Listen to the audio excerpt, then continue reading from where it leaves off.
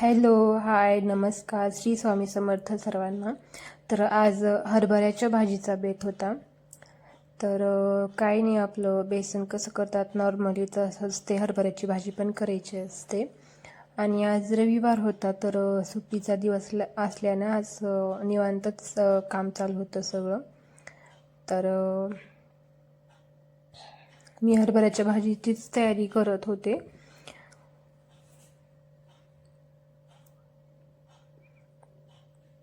काय नाही, फक्त त्यात हिरव्या मिरच्या भाजून घ्यायचं, लसूण पण, आणि थोडंसं मीठ टाकून मिक्सरला वाटून घ्यायचं. ते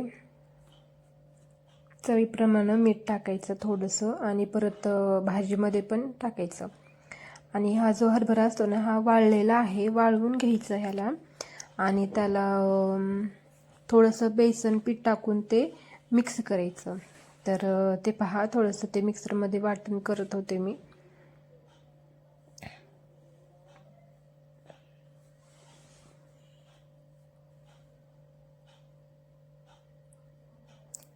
मिक्सरमध्ये वाटून काढल्यानंतर परत ते हे जे असतं ना हरभऱ्याची भाजी, त्याच्यामध्ये ते बेसन मिक्स करून घ्यायचं.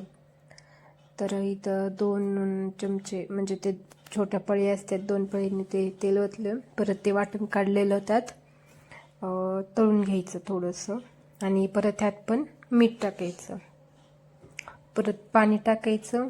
पाणी टाकून उकळी आली की लगेच हरभऱ्याची भाजी टाकायचं. नाही तर मी लगेच ठेचाही करत होते, तर खुशीमुळं भाज्या सप्पक कराव्या लागत आहेत, तर म्हणून रोजच घरामध्ये मी ठेचा करते थोडंसं.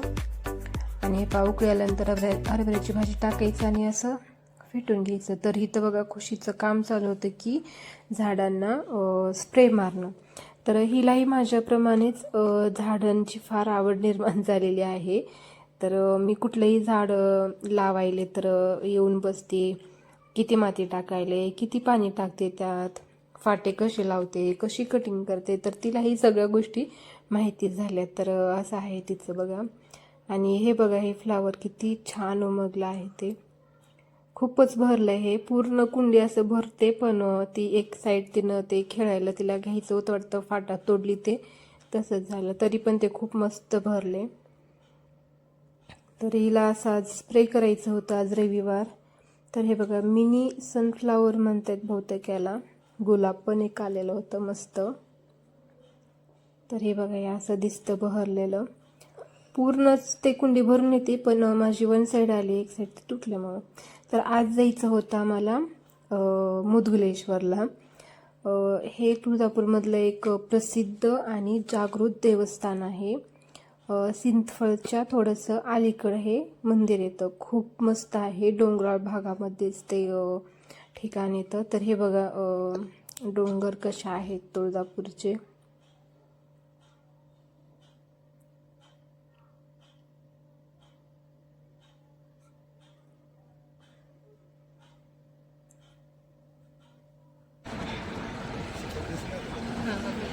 आणि हे बघा देवीचं, तर हे पहा, देवीचं शिखर दिसतं आहे. तर ही देवीच्या मंदिराच्या मागच्या बाजूची मागची बाजू आहे. तर हे श्री मुदगलेश्वर मंदिर आहे. खूपच जागृत आणि प्रसिद्ध देवस्थान आहे. प्रत्येक वर्षी श्रावण महिन्यामध्ये आणि महाशिवरात्रीला इथं खूप मोठी सजावट केली जाते. आणि म्हणजे जेव्हा श्रावण महिना येतो ना, तेव्हा प्रत्येक सोमवारी ते जे मंदिराचा जो गाभारा असतो ना, तिथले मूर्ती वगैरे ते खूप मस्त सजावट केली जाते. तर त्यातलंच एक सजावटीचा भाग मलाही एक वर्षी आलेला होता. तर हे बघा, आमचं गाडीवर झोपच चालू असते.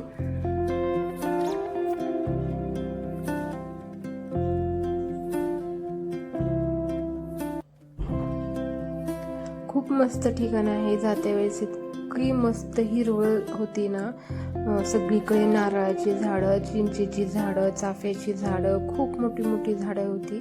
तिथं शेती आहे ना हे, तर तिथं काही जणांची घरं पण आहेत. आणि खूप मस्त आहे मंदिर. तुम्ही आलात तर नक्कीच व्हिजिट करा इथे. खूप भारी वाटतं, खूप थंड आहे.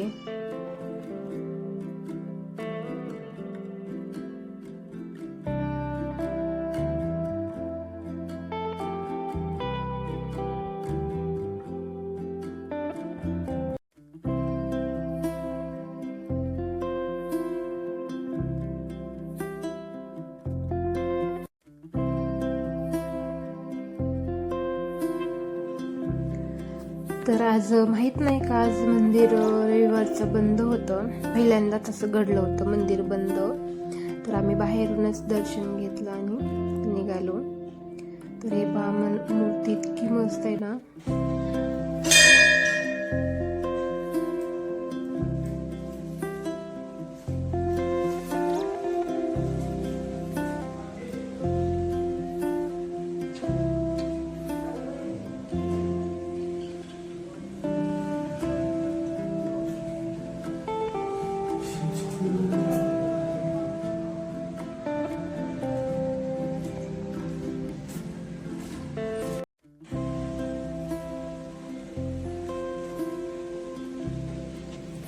श्रावण महिन्यामध्ये हे मंदिर पूर्ण सजवलेलं असतं. पूर्ण खूप सजावटीचे काम केलेले जाते. त्यांनी प्रत्येक सोमवारी ना तिथली मूर्तीचं जे चेहरा असतो ना तो बदलला जातो.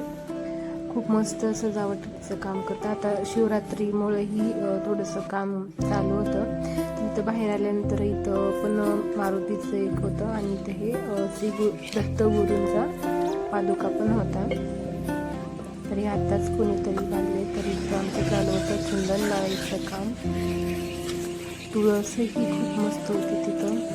तर ते वाहती नदी होती. तरी पहा, मंदिराच्या समोर पण इतकी मस्त झाडं आहेत ना.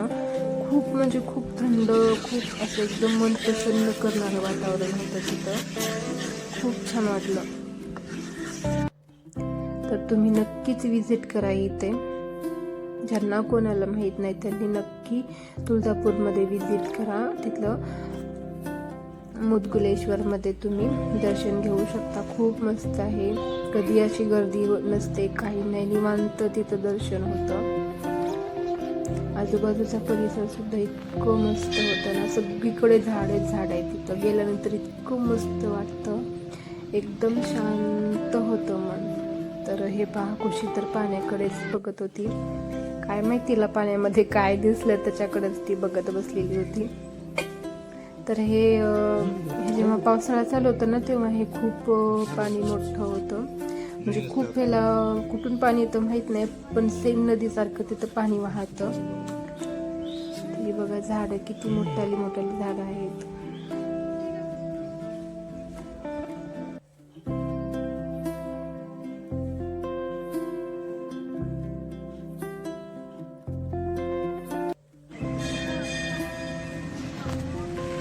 हे बघा शिखर. तर हे आता महाशिवरात्रीचं ना तिथं सजावटीचं काम होईल बहुतेक, त्याच्यामुळे ते लावलेलं आहे. ग्रामदैवत आहे ते सिंदफळचं, पण खूप म्हणजे जागृत आणि सुप्रसिद्ध देवस्थान आहे. तर इथे एक विहीर पण आहे.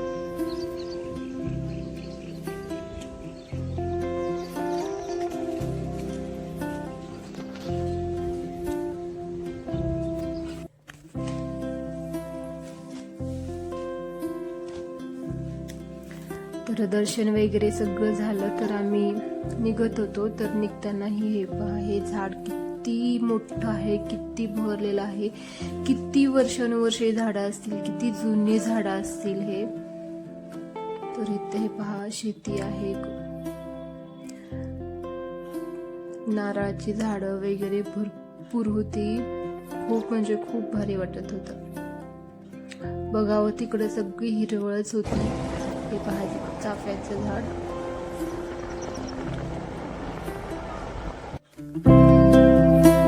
हे झेंडूची होती, पांढरी झेंडूची फुलं.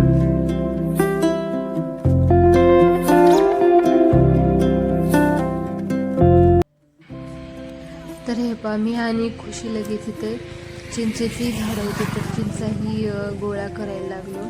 आम्ही जाईल तिथं काही ना काही घेऊन येतो. झाडं तर चोरून येतोच, नाही तर चिंचा वगैरे त्याचं घेऊन येतात.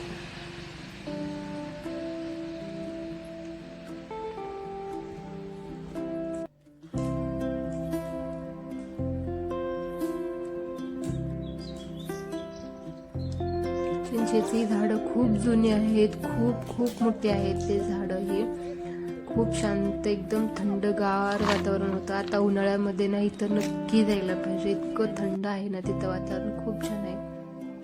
तर चिंचाही गोळा केल्याने आता आम्ही निघालो. तर हे घाटशील मार्ग आहे, म्हणजे गोल फेरी मारण्याचं ते रस्ता असल्यासारखंच आहे सेम.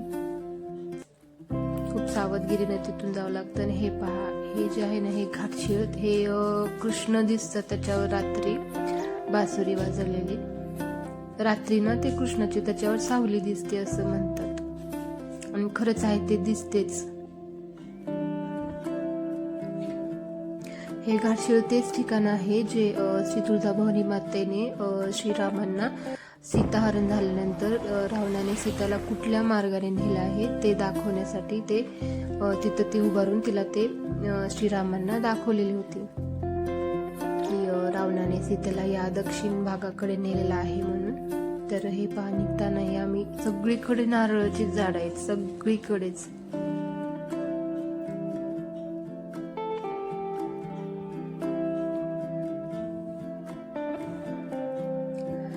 तर ते जे दिसते ना ते लांबचं, तर ते टाटा कॉलेज आहे. टाटा यांचं ते कॉलेज आहे.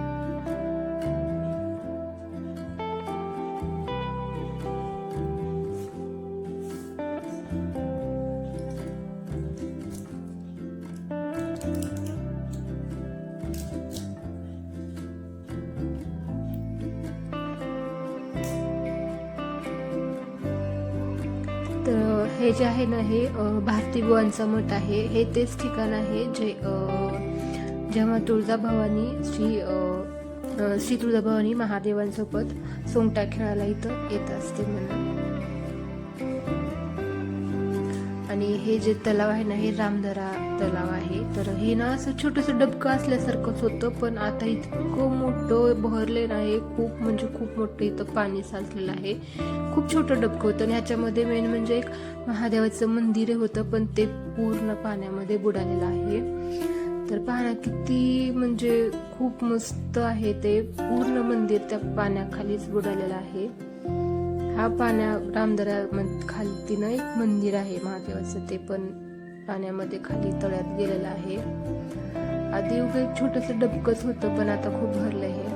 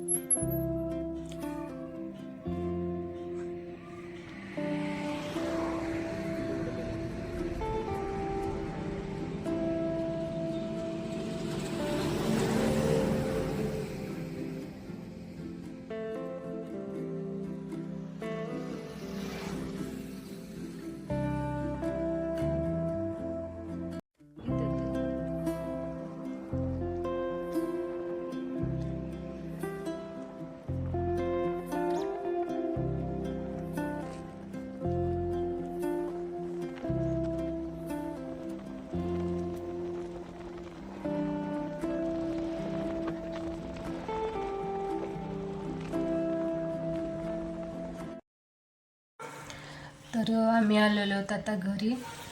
कसं वाटलं तुला? छान वाटलं. मजा आली? हो.